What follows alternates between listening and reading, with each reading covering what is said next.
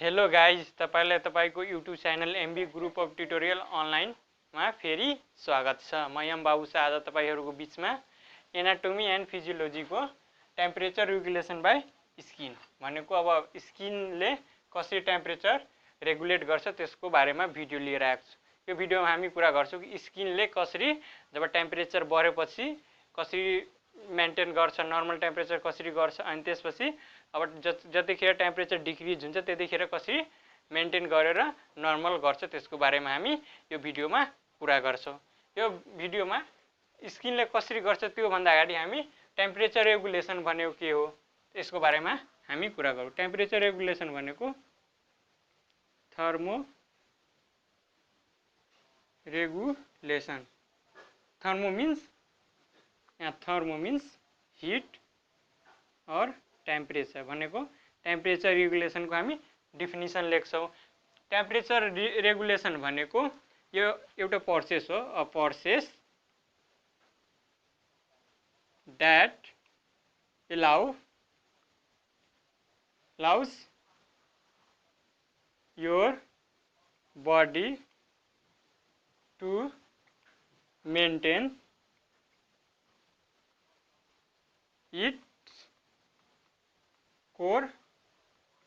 its internal core temperature। थर्मोरेगुलेसन भनेको यस्तो प्रक्रिया हो जसले बडीलाई के गर्छ, त्यसको इन्टरनल कोल्ड टेम्परेचर भनेको यो तपाईको 37 डिग्री सेल्सियस भनेको 98 डिग्री फरेनहाइट अनि 37 भने यति डिग्री सेल्सियस भनेको 100 डिग्री फरेनहाइट सम्म को टेम्परेचर मेन्टेन गर्ने प्रोसेस हो।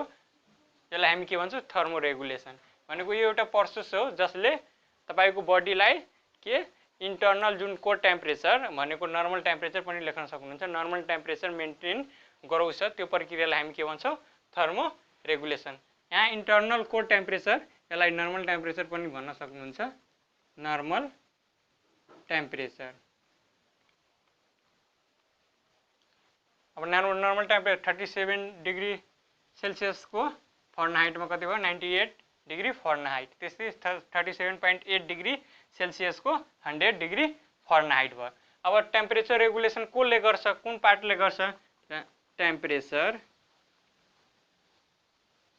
Regulation occurs in anterior part of hypothalamus को इन्टेरियर भागमा के हुन्छ, टेम्परेचर रेगुलेटिङ सेन्टर हुन्छ।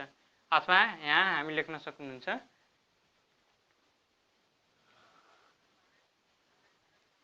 Temperature regulation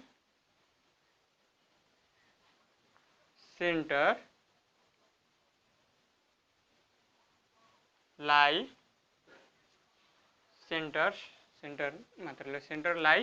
in anterior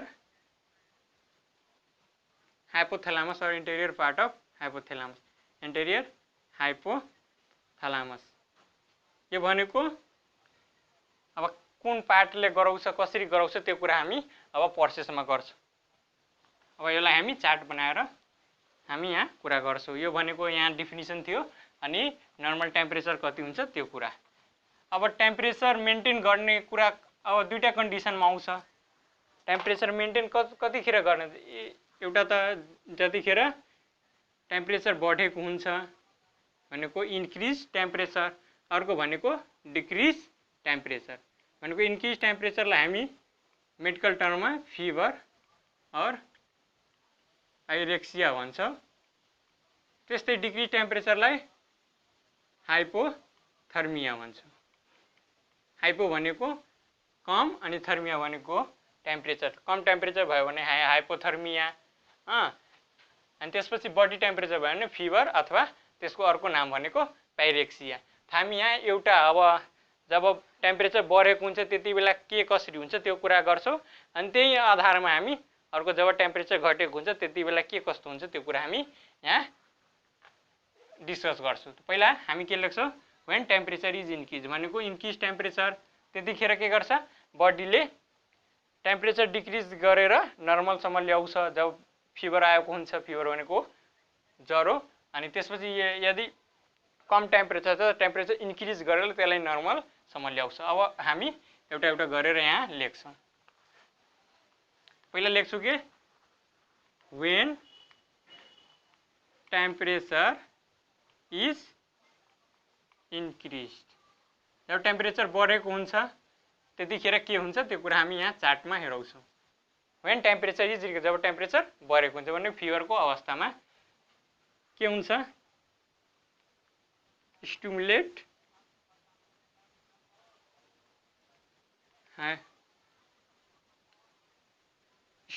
or stimulation of hypothalamus. हाइपोथालामसमा के स्टिमुलेसन हुन्छ भनेको सेन्स जान्छ। अब सेन्स जान्छ कि यो कि बडीको टेम्परेचर बढिरहेछ, बढेछ भनेर त्यो कुरा स्टिमुलेट हुन्छ त्यहाँ भनेको टेम्परेचर स्टिमुलेसन अफ हाइपोथालामस भनेको temperature regulating centre, temperature regulating centre भनेको एन्टेरियर हाइपोथालामस। यहाँ ए हाइपोथालामस पनि लेख्न सक्नुहुन्छ। एन्टेरियर हाइपोथालामसमा स्टिमुलेसन जान्छ अनि त्यसपछि अब यहाँ भनेपछि जब यसलाई थाहा हुन्छ कि टेम्परेचर बढिरहेछ त यसले के गर्छ, मेसेज सेन्ड गर्छ। के मेसेज सेन्ड गर्छ कसलाई, ब्लड भेसल र स्वीट ग्ल्यान्डलाई। के त्यहाँ हामी लेख्छौँ signals send to blood vessel, blood भेसलहरू स्वीट ग्ल्यान्ड भनेको स्किनमा पाउने ग्ल्यान्ड जसले के स्वीट प्रोडक्सन गर्छ, और अदर इन्टर्नल अर्गेनहरूमा के मेसेज सेन्ड गर्छ, इन्टर्नल अर्गेन। यहाँ हामी स्किनको कुरा गरिरहेको छ त्यो भएर स्वीट ग्ल्यान्ड छुट्नु परेन, स्वीट ग्ल्यान्ड छुट्नु परेन। अनि अर्को इन्टर्नल अर्गन जस्तै लिभर मसलहरूमा पनि लिभर मसलहरूले पनि के गर्छ टेम्परेचर रेगुलेसनमा मद्दत गर्छ। त्यो भएर यहाँ अदर इन्टर्नल अर्गन्स लेखिदिए। अनि यसपछि ब्लडमा सिग्नल गएपछि के हुन्छ, ब्लड डाइलेट हुन्छ, ब्लड भेसल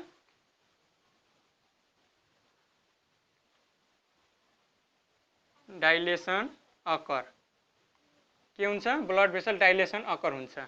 जब हामीलाई थाहा होला कि अब चिया, तातो चिया छ, यदि कुनै कपमा यो कप छ, यहाँको चिया के हुन्छ तातो छ, हामीले एउटा ठुलो प्लेटमा यस्तो प्लेटमा त्यो चियालाई हालिदियो भने के चाँडै के आउँछ त्यो चिसिआउँछ भनेको हट। यो यहाँ भएको सानोमा के हुन्छ भनेको हट हुन्छ, अनि हामीले डाइलेट जब गरेर ठुलो पार्यो भने त्यो के हुन्छ चाँडै कोल्ड हुन्छ। त्यस्तै अब डाइलेसन भनेको अब खुल्नु भनेको जुन ब्लड भेसल कन्ट्याक्ट भएर खुम्चिएर बसेको हुन्छ त्यो के हुन्छ खुल्छ। खुलेपछि अनि त्यसपछि एउटा अरू स्वीट ग्ल्यान्डमा के हुन्छ,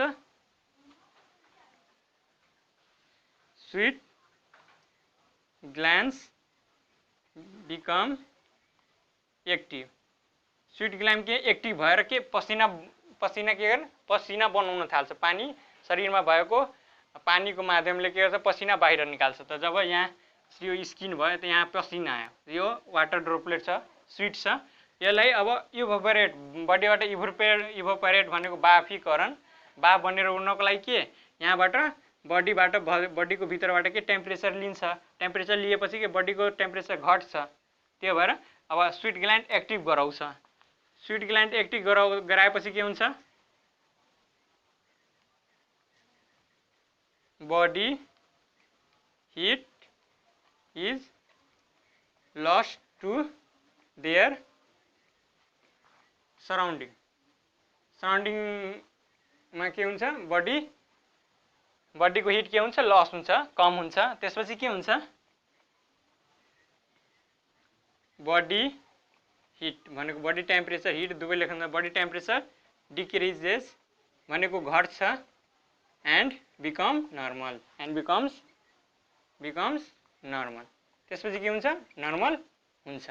त्यस्तै अब जब टेम्परेचर बढेको बेला हामी कसरी गर्ने हामी सेम यस्तै लेख्छौँ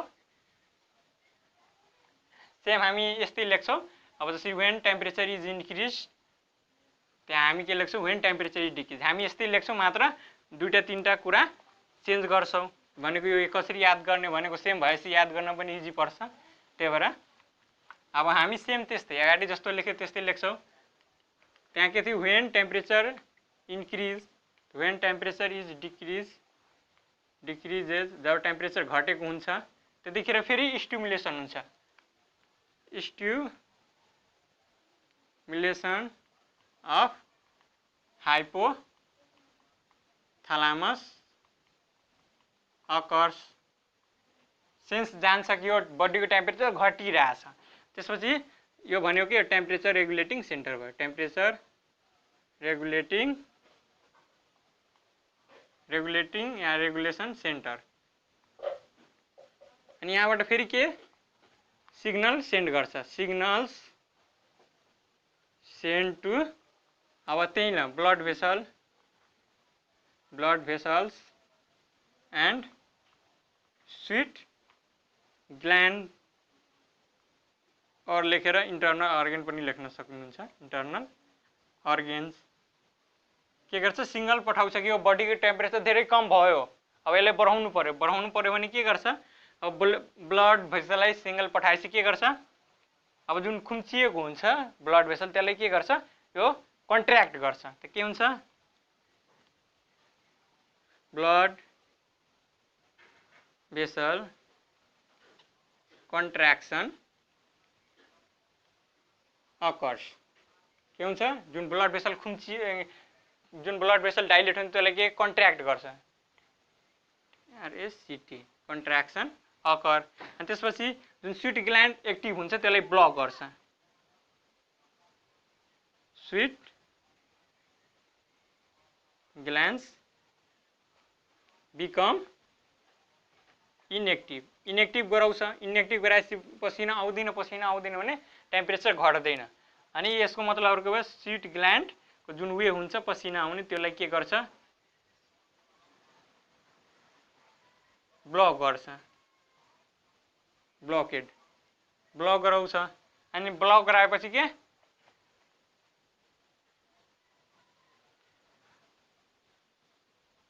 बडी हिट इज कन्जर्भ अब सब कुरा बन्द कन्ट्याक्ट भयो भने अब टेम्परेचर लुज हुँदैन ब्लडबाट त्यसपछि स्वीट ग्ल्यान्ड पनि बन्द भयो भने पसिना आउँदैन भने ब्लड के अरे टेम्परेचर लस हुँदैन त्यो भएर बडी हिट इज कन्जर्भ के हुन्छ body heat is conserve body heat के हुन्छ कन्जर्भ हुन्छ कन्जर्भ भएपछि के body temperature increases and becomes normal body temperature के हुन्छ इन्क्रिज हुन्छ र नर्मल हुन्छ यो थियो हाम्रो टेम्परेचर रेगुलेसनको भिडियो यो हाम्रो स्किनले कसरी टेम्परेचर रेगुलेसन गर्छ त्यसको बारेमा यो भिडियो थियो भिडियो कस्तो लाग्यो राम्रो लाग्यो भने लाइक गरिदिनु यदि यो च्यानलमा नयाँ हुनुहुन्छ भने च्यानललाई सब्स्क्राइब गरेर बेल आइकनलाई थिचिदिनु होला थ्यांक यू फर वाचिङ